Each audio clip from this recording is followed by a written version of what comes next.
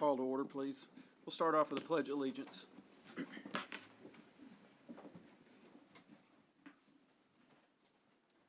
pledge allegiance to the flag of the United States of America and to the republic for which it stands, one nation, under God, indivisible, with liberty and justice for all.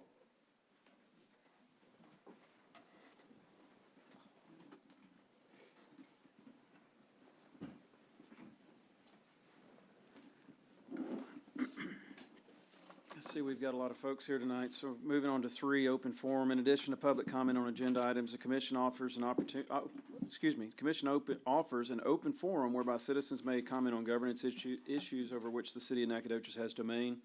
In accordance with the Texas Open Meetings Act, members of the commission shall not discuss, deliberate, or make any decisions on topics not posted as an agenda item. Speakers should address all remarks to the commission and limit your remarks to no more than 3 minutes. Is there anything that anyone would like to address to the commission that's not on the agenda item tonight? Okay. We'll move on to the number 4 consent agenda, approval of the minutes for the meeting held on November the 18th, 2024. We'll entertain a motion when ready.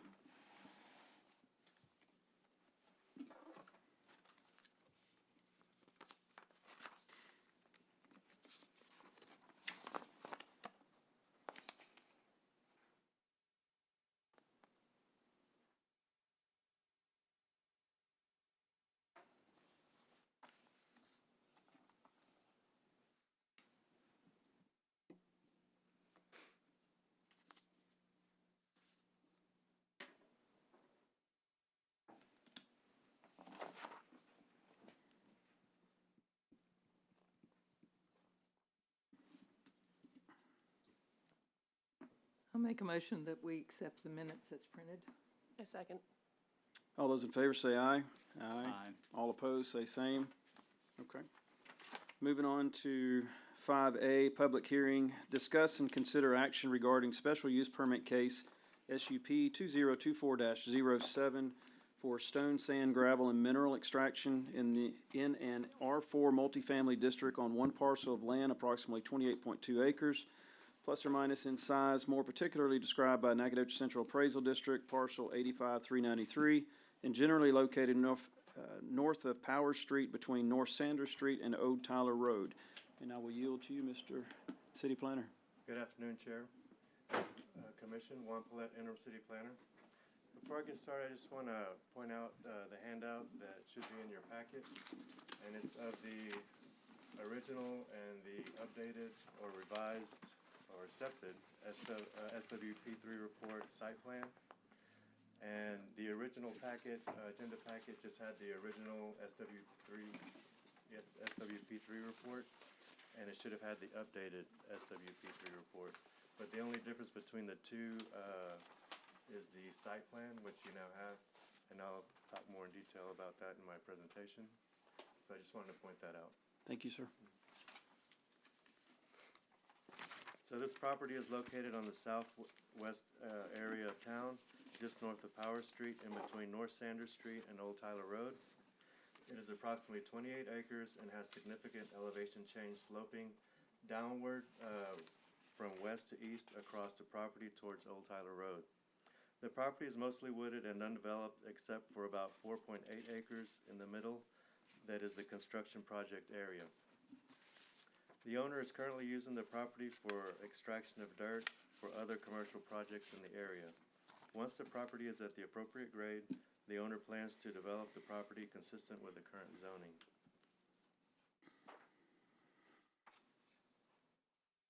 The majority of the property is zoned R4 multifamily, with approximately 1 acre in the northeast section of the property zone I2 heavy industrial.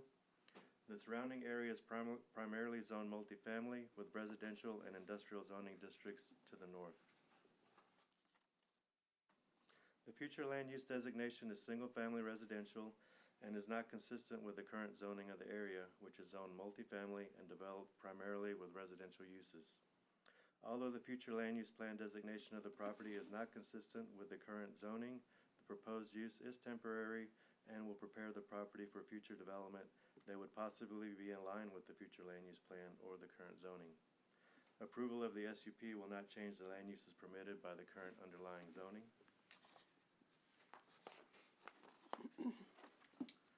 So here are the two SWP3 report, site plans. The original site plan had the excavation site in the northeast corner with entrances along Old Tyler Road and Power Street. The site was about 4.5 acres.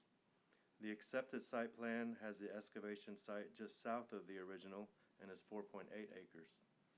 The entrance to the west is the current entrance, and the entrance to the east has not been established yet. And this is along Power Street. The original entrance from Old Tyler Road will be abandoned. And here's some pictures from the entrance along Old Tyler Road. This is the current entrance. I'm sorry, Power Street. And this is the entrance from Old Tyler Road that's going to be abandoned.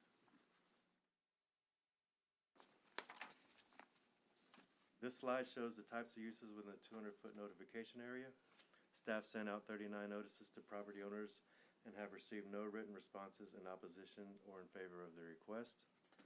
Staff coordinated a neighborhood meeting for the property owners within 500 feet of the subject property on October 22nd of last year.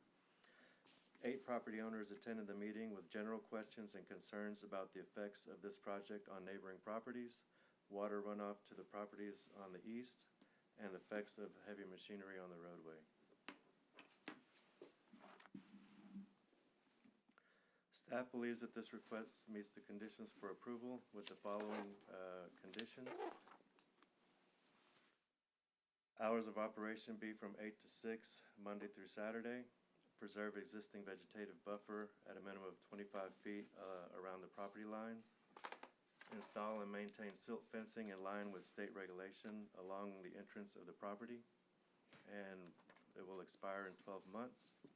Additional street cleanup will be provided once a week or as needed to keep debris and mud off the roadway. And this concludes Scott's presentation. I'll be happy to answer any questions. And the applicant, Ari Montes, is here if you have any questions of him. Okay, thank you, sir. On this updated plan, we're abandoning this area, correct? The original excavation area will be Okay. abandoned. Has that already been mined? Some of it has. Okay. And this is coming to us now because it was already in occurrence? Well, And- there was the original site plan, or the updated site plan should have been in the packet, not the original one. Got There was it. just a confusion, and the original one got uploaded instead of the one that was approved. Okay. And I'm asking just in general, has this already been mined and it's in current in operations and it's coming now for a special use permit? Correct. Okay. Okay, thank you. Thank you, sir. We'll open it up to public hearing. Is there anyone would like to, please, if you come up, state your name and your address, please, sir. Name is Frank Leonard, the address is 902 Old Tower Road. Hold on, sir, you gotta get to Say the it in the mic. microphone. Oh, I'm sorry. No, you're good. I'm reading. We can hear you, but everybody else may not be able to hear you. The, online. Online. Okay. A question, since they've changed the way the gravel is taken out, and taking it off of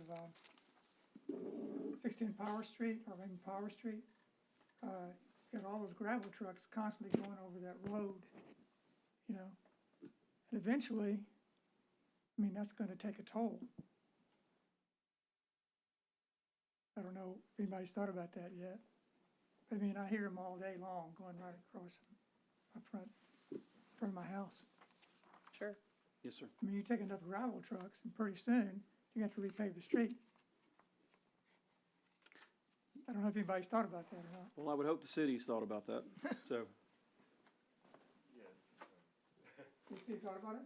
Yes, and if the road does get damaged, our public works will repair it.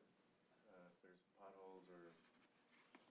Well, I know one thing they've been doing is repairing some of the cracks that have already been, a while back. I saw a whole bunch of guys out there with those, The sealer? Crack sealers? crack sealer.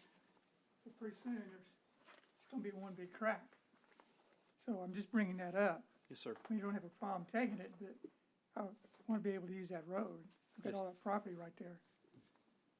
That's my main concern. Okay. And this SUP will expire in a year. Get him to repeat his name and address, please. Can you repeat your name and address, please? Sure, Frank Leonard. Oh, into the In mic, the sir. microphone, just for, it's recorded, and that's why we do that. Oh, of course. Recording. Frank Leonard, live at 902 Old Tyler Road, which is right across from, Thank you, Mr. Leonard.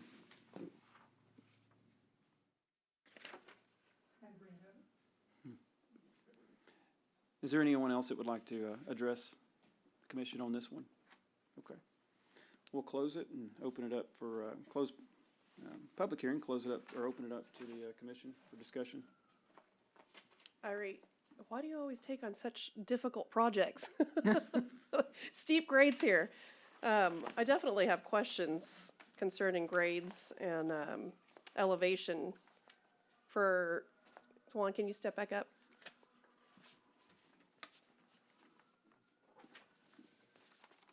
In terms of, because that's a steep grade all the way to the back, is that why you guys now have accepted this plan as opposed to the original plan? Was that considered? That would probably be best answered by, is Jason here or? We want to let the applicant address that. Yeah, we'll let Mr. applicant- Montez?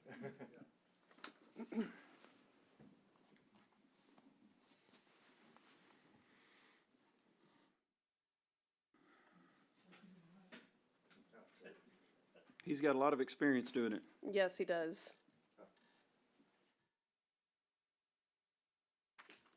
Name and Name address. Joseph, Irie Montes, address 510 East Pillar, Thank you, Mr. here in Montez. Nacogdoches. Yes, okay. So my question is, the elevation change is very steep in this parcel of property. And so when you've started mining and extracting, do you know, is there a Hydrex report in here? What elevation level this is at? Where we're stopping the mining and extraction? Do I know what elevation level? Yeah, No, I do not. okay, But I can explain why. sure, That's a change is, that initial part was basically a feasibility to see which way was the best way to approach it. okay, And as we went up on it, we saw that was not gonna work. It was gonna be very, very, steepness right there, and as far as, you try to put a road in, there's gonna be so much road and so much waste, that you could put houses left and right. okay, So the economics was not gonna fit. okay, So we went and reevaluated, and we're on a flat spot up there right now. There's a big hill that we're having to take down, but as you progress over to Power Street, that will allow us to have houses left and right, instead of trying to do any kind of a R4 type complex. It'd be residential okay. homes instead. And so you're abandoning Old Tyler Road simply because of the road entry and access for future use of home developments in the future, correct? Yes, Okay. abandoning it because it was not feasible. Okay. And to address Mr. Leonard's concern about gravel trucks, do you know how much, I know you probably don't know, but what's the weight in tons of how much gravel extraction would be in one truck? Oh, I know they run like, typically 15 yards. I'm Okay. not sure of the weight, what that would be. How many trucks would you say go in and out every day? Well, as far as, whenever they're hauling, there's gonna be, let's see, 8 particular truck, a short distance that they were traveling, but this is gonna change because this next haul is gonna be going to the industrial site Okay, up there in order to make that happen. Okay. And so it's a little bit further distance. I don't know the count, but, I mean, there's a lot of rubber on, tires there, keeping it from, wearing down the road. well, sure. But I do not know the answer to Okay. that. Thank you, Mr. Montez. Okay, any other questions y'all might have? Thank you, sir. Thank you. Appreciate it.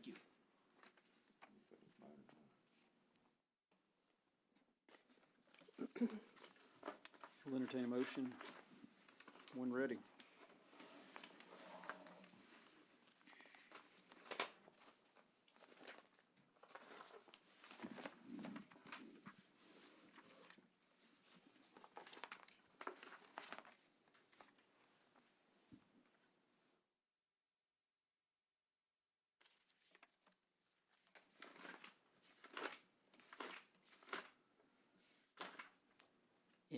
I guess this is a question for staff. In our motion, you want us to read out all the conditions in the SUP, right? Verbatim? Yeah. Do you-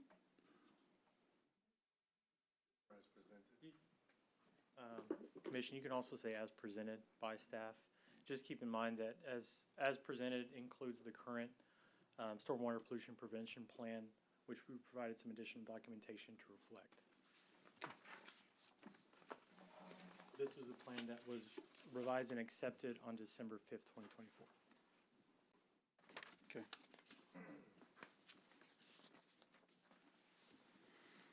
Can I ask a question? If there is excessive wear to the road or whatever, more than what normal traffic would bring, does the developer ever get assessed for some of those excess damages? It depends. I mean, our ordinances and permit process don't necessarily assess general damages. Let's say if there was a curb break or something where the entrances that are authorized weren't used in accordance with the permit, then potentially those damages could be assessed, but anything just normal wear and tear, typically not. It is something we can review maybe for a future change.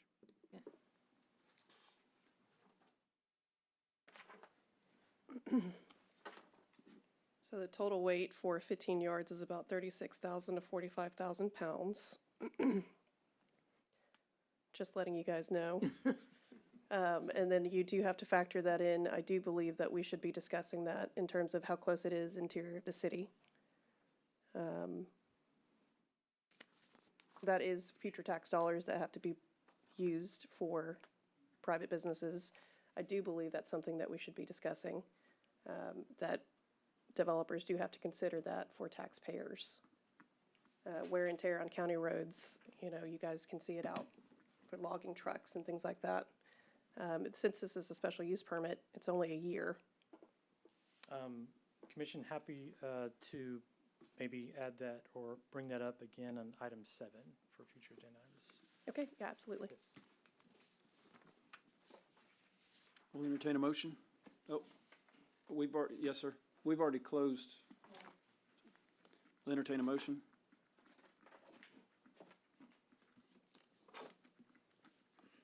I'll make a motion to accept the proposal as presented, Along with the updated, along with the updated stormwater pollution prevention plan.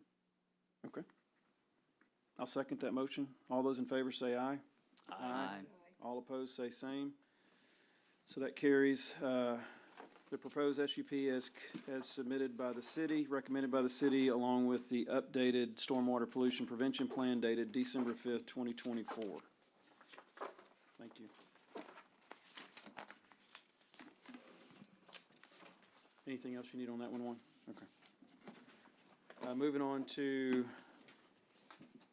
agenda item 5B, discuss and consider action regarding zone case ZON 2024-05 to amend the current zoning of R1 single family to R2 single family on 2 parcels of land approximately 3.1 acres in size, more particularly described as by the Nacogdoches Central Appraisal District parcels 31635 and 85292, and generally located at the north of the intersection of Tanglewood Circle and Tangleberry Street, Nacogdoches, Texas.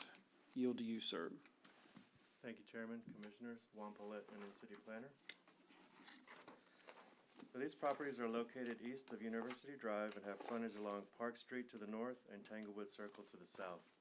The tract to the east is approximately 0.8 acres, and the tract to the west is approximately 2.2 acres. Combined acreage is approximately 3.1 acres. Both properties are undeveloped and densely wooded. The north side of the properties that front Park Street have a significant drop in elevation.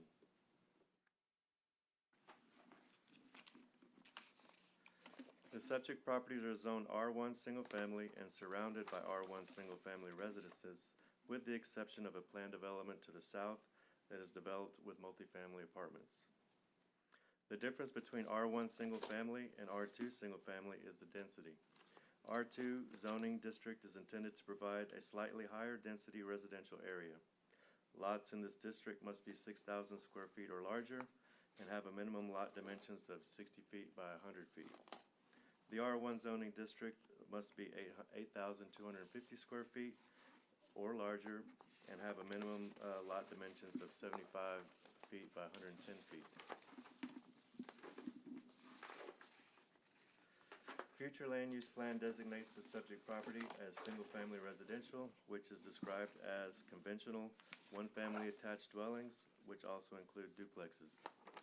R2 zoning meets the comprehensive plan designation by maintaining and encouraging compatibility with existing uses and promoting growth inward. So this is the proposed subdivision plat, which is the reason for the rezone. The owner is proposing to subdivide the two tracts into 4 lots as shown here. The proposed subdivision plat is designed with the R2 lot widths of 60 feet as shown in the blue and green shaded lots in the middle. By reducing the lot width of the middle flag lots to 60 feet, it would allow the 2 additional lots marked 1 and 2 to have a wider lot width of 95 feet. This plat can also be done with the current R1 zoning, but would reduce lots 1 and 2 to 80 feet wide, and the 2 middle lots would increase to 75 feet wide.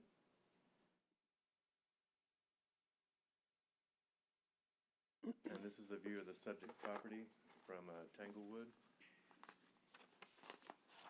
and some of the single-family residences along Tanglewood.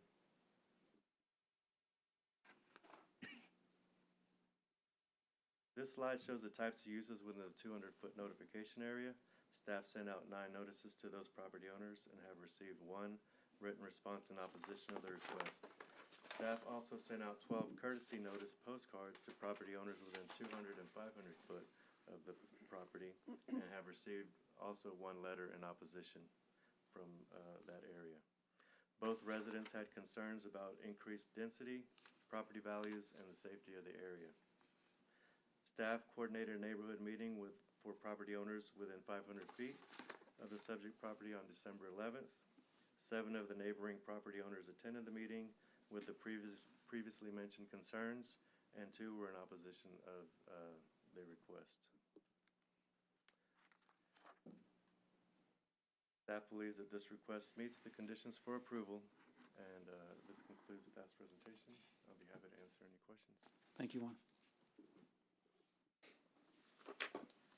Any questions of city planner right now? It's all undeveloped at the current time, right? Correct, yes.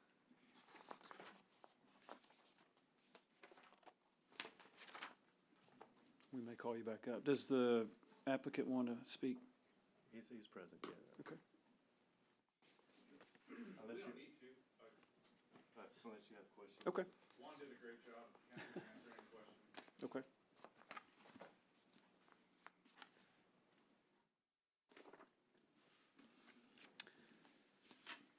We'll open it up to public hearing. Is there anyone that would like to address this? Please, sir.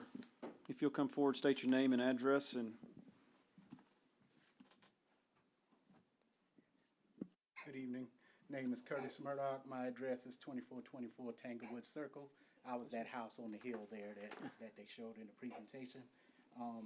The reason I'm opposed to this is I live, like I said, on that house on the hill, and my opposition is because the low population density of the properties that are approved in R2 will create a higher density that allows the development of smaller homes and properties, which does not maintain the character of our neighborhood that consists of large lots with large setbacks.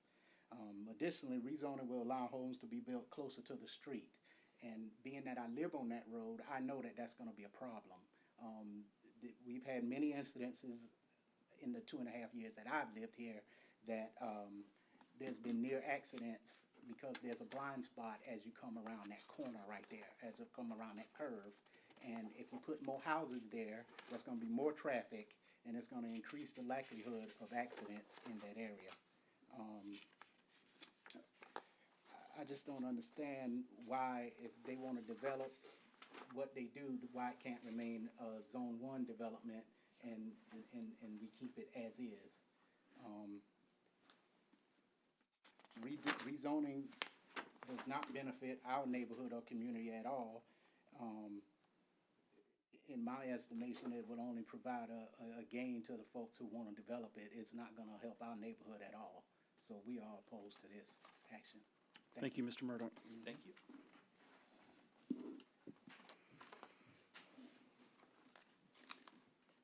Is there anyone else that would like to address the commission? Okay. We'll close it to public hearing and open it up to commission discussion.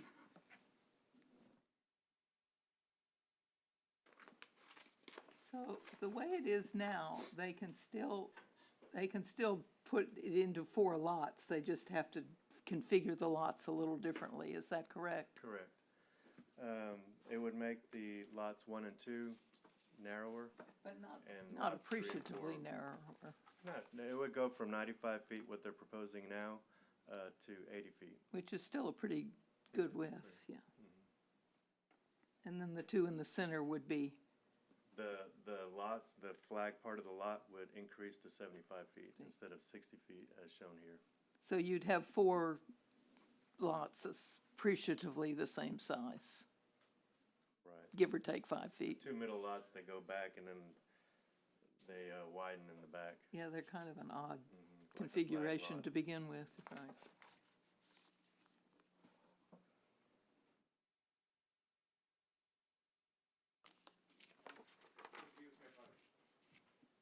Oh, okay. That's fine. I Just- printed these out. Is If it you- okay if I hand them? If you'll state your name and address, please, and then you can give those to Amy, please. Sure, I was just gonna clarify. Brent Beal? I have another one. There's 2 in opposition. And Brent, would you say your address, please, for the record? Brent Beal, 225 East Parker. Okay, John Pruitt, 2301 Tanglewood Circle. okay, thank you. I was just gonna clarify, because the change here is so small that you may be asking why we're even here. The blue and the green lot on the sheet that you're looking at, we intend to build back there, both of us, just, single-family home, but it's gonna face Park Street. It's not gonna face Tanglewood on those 2 back lots. That's why we've designed those as flag lots. So our intent with the rezoning was just to get wider lots on Tanglewood, because that's more in character with the larger lots of that neighborhood.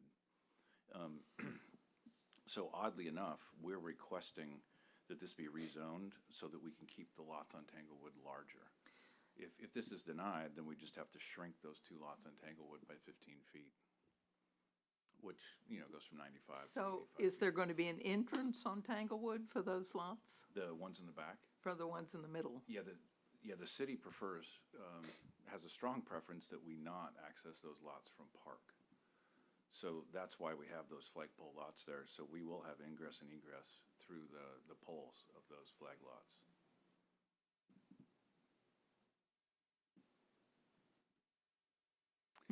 What? I wish Where's they the would let egress us. gonna go, Mr. Beal? It's gonna be, on the pole here. Got it. So the green lot. Okay. So the access is off of Tanglewood because the city doesn't want us having Right. access off of Park, Correct.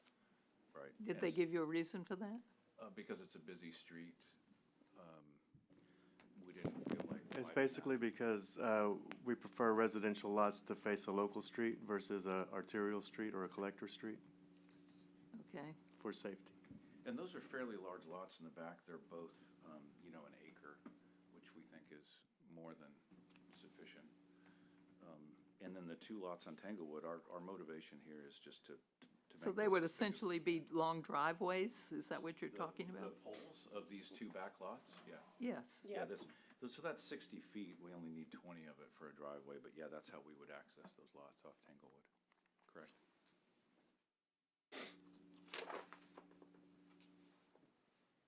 John, did you want to?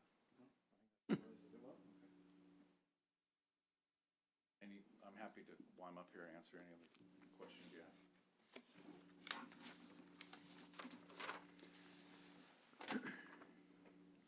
Between, just for my own edification, between the blue and the green, if approved for the R2, that would not, basically doesn't give you any room to build.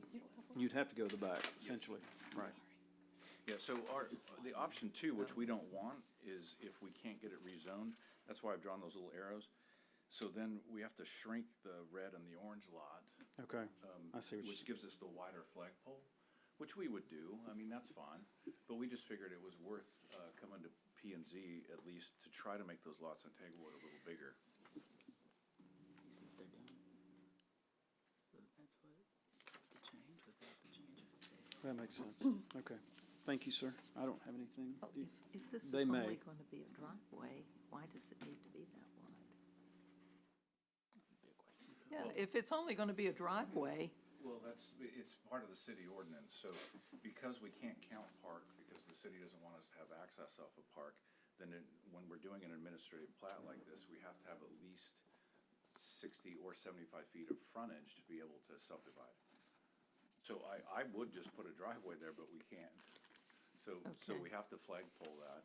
We would prefer that those flagpoles, this section right here, be 60 feet, because 75 feet seems like kind of a waste, because then we have to subtract area from the lots that face Tanglewood.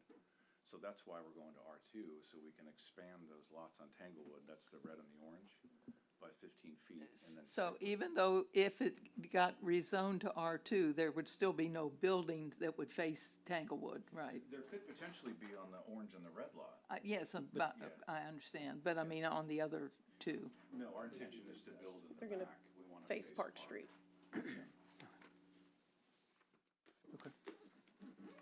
So then, could you answer kind of within the, let's just, for, school side, I mean, let's just go with colors. That makes everybody's life easier. Let's talk about the blue and the green then.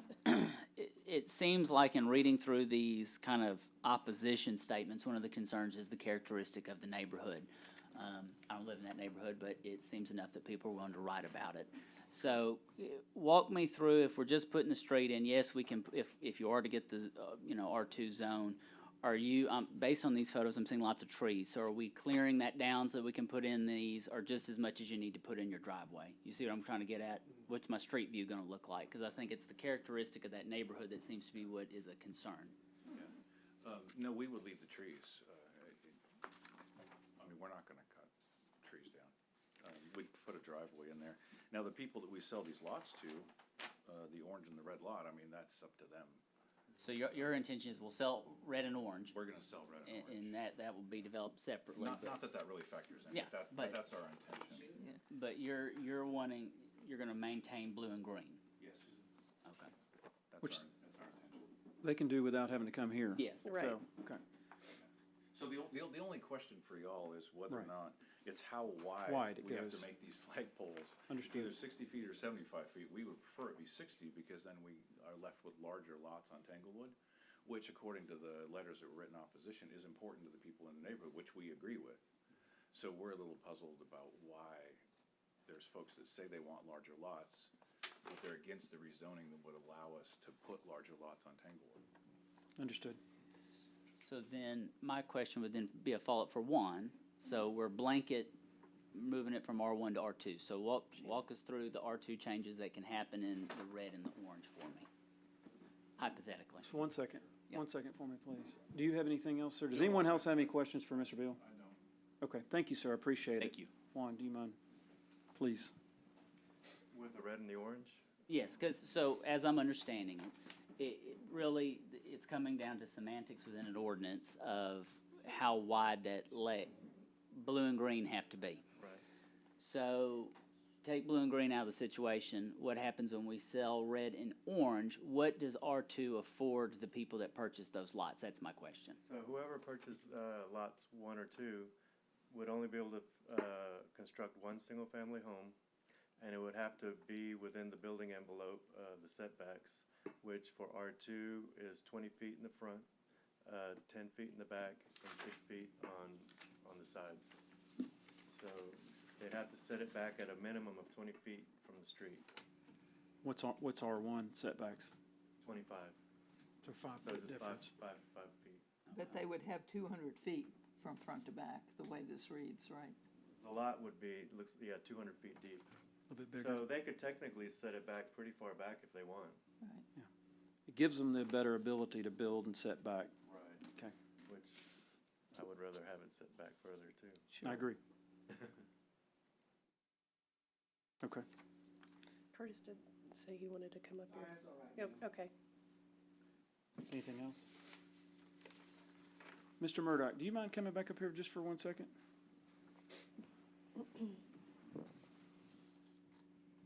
We take your concerns serious, and for that matter, everyone's concerns serious relative to this. Does that make sense of what the proposed, or the owner said? Sir, it makes sense when he says it like whack, but I don't think that's what he plans to do. Well, he does, Just to be honest with you, that's the folks who have opposition, that's their problem. They don't believe that those two gentlemen plan to build on those 2 acres and then just only put sell those 2 properties. That's the issue we have. okay. Do you understand that they don't have to come here to ask for anything? They can already do what they want to do? Totally get it. Okay. Okay. Thank you, sir.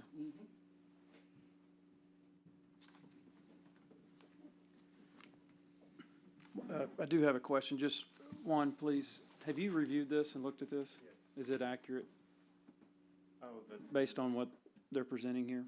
yes, it's been surveyed, so, Okay. Just making sure. Okay. and worst case scenario, it's a blanket R2. So a lot more homes, there's a few more homes that would be able to be built in R2 versus R1. And each lot would have to have street front access. So there would need to be a road to be built in there so that all the lots, if they propose to do more lots, if someone did, infrastructure would have to be built to accommodate that, because each lot has to have street front access at the width of whatever the zone is. So if it's left R1, can they do what they're saying they want to do here? Okay. So there's I'm sorry, still what 4 what did you say? Yes, they can? If it's left R1, they Yes. can still do the subdivision. and have, It would just have a wider flag lot of 75 feet. And we'll wanna have the applicant come up and affirm that too, of what they would intend to do if it were not zoned. well, I think he did address that. He did say what they would do, he's giving us 2 options here. My question is what the city has purview over of, it's drawn out here, I guess is what I'm asking. Could you redraw this and you could do different things with this on building on an R1? Sure, you could. Then they could put, Are you talking about if they wanted to do multiple lots on those 2 tracks?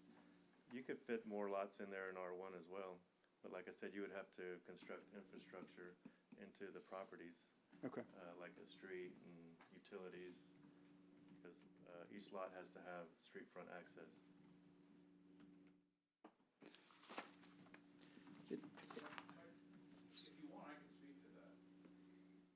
If you want to, you're more than welcome to, I think, please. We're trying to ask the right questions because there are a number of folks that are opposed to this, whether in writing or in person. We just want to, So, you want me to, Brent Beal? no, you're fine. Go ahead. 225 East Park. You're fine. So there seems to be some concern, and I understand this, because when you're changing zoning, even from R1 to R2, which is a relatively slight change in density, there seems to be this notion that, well, you're gonna get more houses there, or it's gonna open up the possibility for more houses there. That really doesn't exist here. I think Juan would back me up on this. Like, you have to have a certain amount of frontage for these lots. And so we really can't, R1, R2 doesn't make any difference. You can't chop this up really into more than 4 lots. because you've only got 315 feet of frontage. So even at R2, you have to have 4 lots, and if they each have 60 feet, well, you've used up your frontage. You can't really do anything. In order to develop this, if I wanted to put 12 lots in here, I would have to do a site plan, and I would have to run a street, a city street in here. So we're talking, you know, a full street with, you know, sewer and everything else, which just isn't feasible. I mean, there's just, and so if we retain these back 2 lots, this green and this blue lot, you know, I mean, we can assure people in the neighborhood, you can't do anything else with that red and that orange lot. You're gonna build 1 house on that lot. You can't, I mean, it only has 95 feet of frontage, so you can't subdivide it. Technically, you could, but you'd have to put a road in there, which, I mean, it just doesn't make any sense. So I just don't think there's any danger here of this going any, I mean, the only thing that this is gonna get used for is for somebody to build a single-family house on each lot. Like, that's all that works here. And it doesn't make any difference whether it's R1 or R2 in that sense. Right. I mean, at the end of the day, you're gonna have ideally 4 houses, 1 house on each lot. Like, that's what's gonna happen. Thank you. Appreciate it.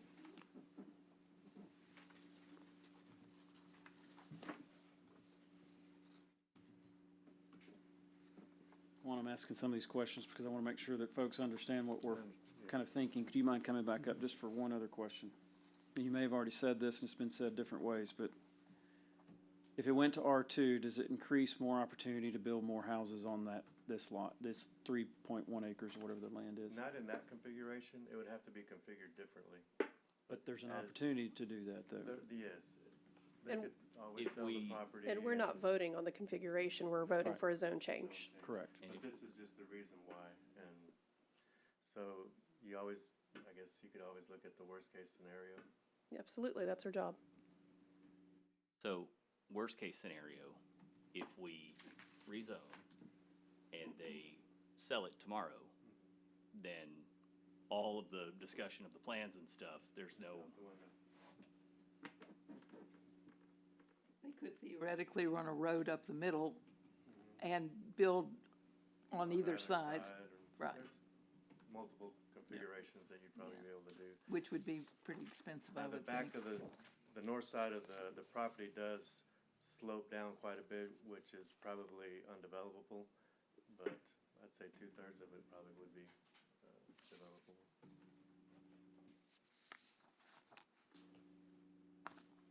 Juan, can I ask you a question? Sure. Just, Well, you'll, sorry. you can come up here. It's, Because I get the hypothetical, so I want to make sure we're considering this. So, if you drop from R1 to R2, you're dropping from, what's the minimum lot size on R1? R1 75 by 110, which is 8,250 square feet, And I think R2 goes to 6,000? 6,000 square feet. And so you've got an acre, which is 43,520. So if somebody punched a road in here, which in Would be my opinion expensive, is of never gonna course, happen. yeah. If they punched a road in here under R1, how many lots could they put in there? Probably like maybe 10.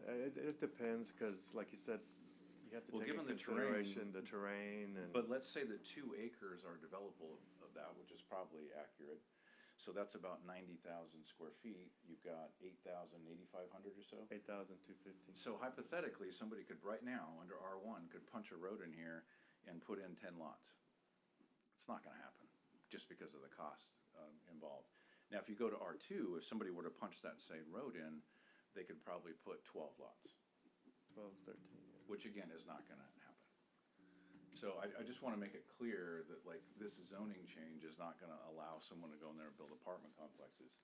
Absolute worst case scenario, if someone bought the whole thing from us, and we're not gonna sell the whole thing, we're only selling the lots on Tanglewood, but of course, you know, you can't make a decision based on that. Under R1, the worst case scenario is 10 lots. Under R2, the worst case scenario is probably 12.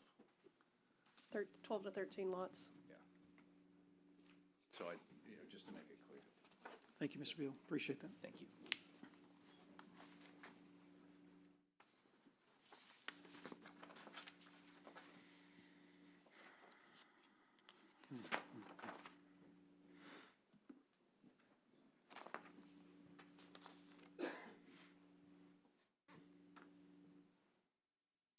Nothing in that neighborhood is R2, is it?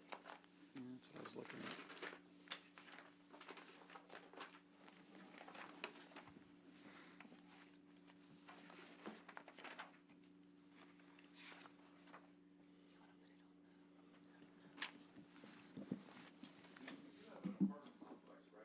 Right, in the We know. beginning of the Yeah. entrance, correct, but nothing in the back of the neighborhood.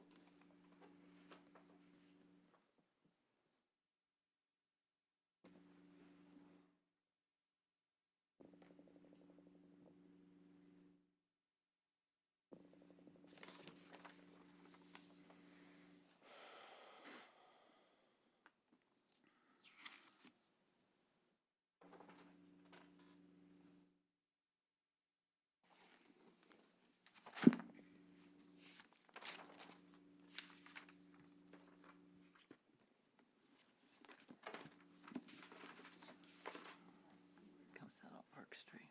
Okay.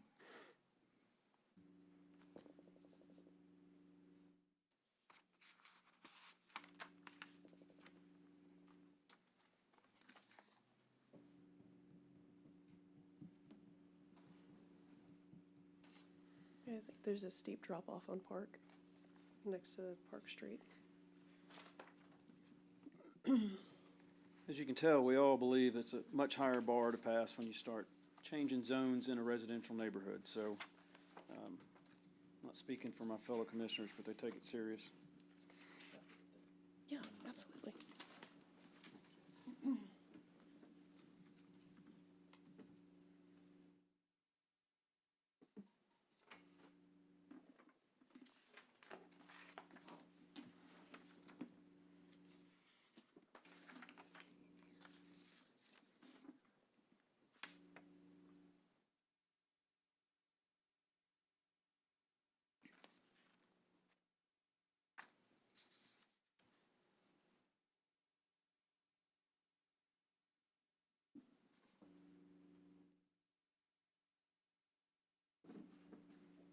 It's always easier if if you could somehow make people sign an affidavit that actually would make them do what they say they're gonna do, but that isn't always, as we've Right. discovered, always the case, so, and that can't happen, so.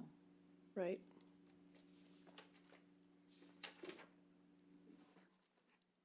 Juan, can you, I don't know the specifics of it, but can you go to the big map, the fancy one that has all different colors and things like that? No, not on the slideshow, on the website, so we can look at the actual neighborhood itself. Well, I mean, we're seeing it surrounded here on, is there something you want to see? Well, I'm interested because if I remember correctly, there's a large number of rental properties in that specific neighborhood, so I'm just interested in how is it, what is the makeup of the whole neighborhood? Are we gonna be putting in like this random little yellow dot in there? Or is it gonna be, which I think Mr. Beal has provided adequate answers to the yellow dot. I'm just interested to see what's it gonna look like for that neighborhood, because it is a genuine concern, and I do agree it's not feasible that we're gonna roll a road down there and build a small, little house community thing going there, but that one.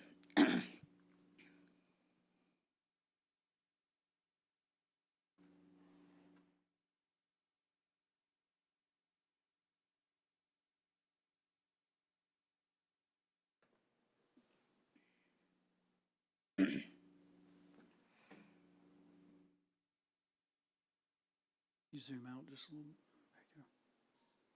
There you go. And then turn on 2024 layer. Is that too far? No, that's fine. So where it says R4 Tanglewood Circle, those are all those little houses that look the exact same, right? That are on Pier and Beam? Yeah, on the south, to the south, yes.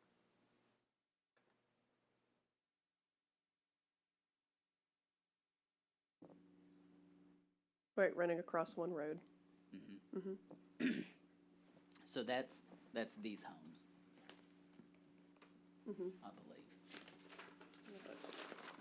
Where we're having the traffic issues and all that. That's where that R4 is.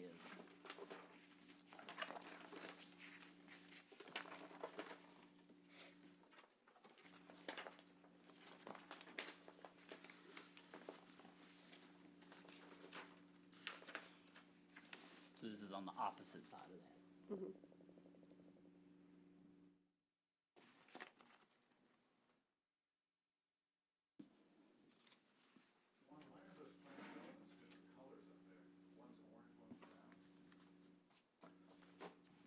Are you talking that plan development? Yeah, it looks like there's two PDs, but they seem to be different colors. Oh, they are different colors. I think it's the rectangular PD seems to have a bunch of structures in it. Is that? That's correct. That's the one, the rectangle one is the one that has the multifamily apartments. That's right next to the Just, properties they're just looking south at, of the yeah. properties. There's a road that runs across from north to south. And our property is right on the north side of that road, so we're looking at that apartment complex across the street.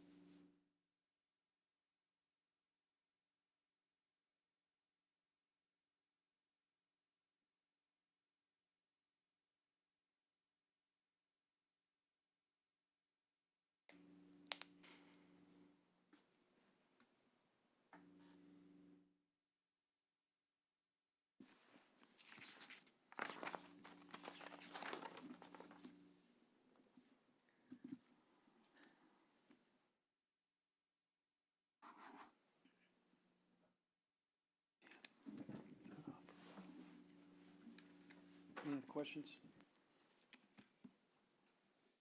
You have a motion? Or entertain a motion?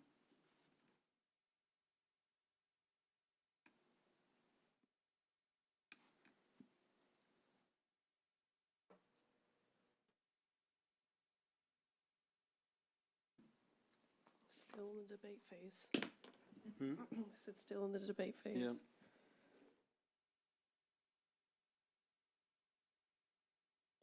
Sorry, Juan, I have a question. You said the notices were sent out and neighborhood meeting was conducted. I do see an opposition of somebody that did attend the neighborhood meeting, Mr. Cox. Yes, he couldn't be here today. But he did write in, and you said, state again how many people showed and who were, Let me, I think it was 7 or 8 people showed up to the meeting. 7 or 8 people. And then what was the commentary? How was it approached? People in opposition, people in favor? Mostly in opposition and with general questions, but most of it was in opposition. And with the discussion being involved with the residential neighbors and Mr. Beal, did the outcome turn out to be somewhat amicable? Did it? No. It Okay. didn't turn out too well. Okay. But then it got better later. Okay. Someone left. Okay. We can, okay, that's my question. Thank you so much. That's why we conduct those meetings. Thank you. I'll make a motion.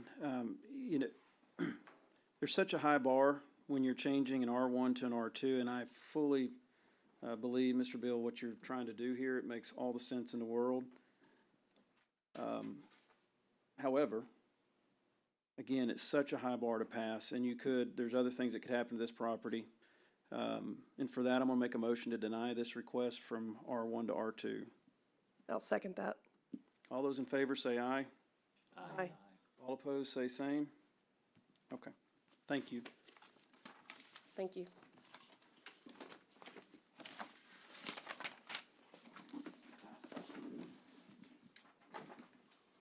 Moving on to agenda item 6, zoning ordinance subcommittee report. Do we have an update on this? A quick update? Ruth has a quick update. I got appointed. The zoning committee, the zoning ordinance subcommittee met the third Thursday of December. We had a very profitable meeting, I think, and we have set a second meeting for next Thursday. It's the third Thursday in January. Were any ordinances passed? No, not Okay. at this, well, the ordinances that Or will be recommended? passed will have to come back Recommended, to yeah. Okay. anybody else, yeah. Thank you. I Thank you. appreciate that. Moving on to 7, discussion possible action on future agenda items. Planning and zoning member may inquire about a subject for which notice has not been given. A statement of specific factual information or the recitation of existing policy may be given. Any deliberation shall be limited to a proposal to place the subject on an agenda for a subsequent meeting. And I think there was one item that you had. Yes, talking about developers and, construction on city roads, there should be a discussion with those developers on how to maintain, and they should have some type of, we should talk about the options on that and how we can approach it as a city, because the wear and tear, you can obviously see it when you drive down the roads now, it's hard for us to maintain. And it's gonna increase our tax base, which we're trying to do so that we can actually repair some of these roads. The bond that was just passed, we have selected some streets to be repaired, but we do have to consider those types of things and discuss that prior to approval on using land such as that for heavy equipment and operating within the interior city veins and arteries of our streets. So I would really like to put that on our agenda so that we can speak about that. Commission, just for clarification, this is for staff to research and bring back. Correct.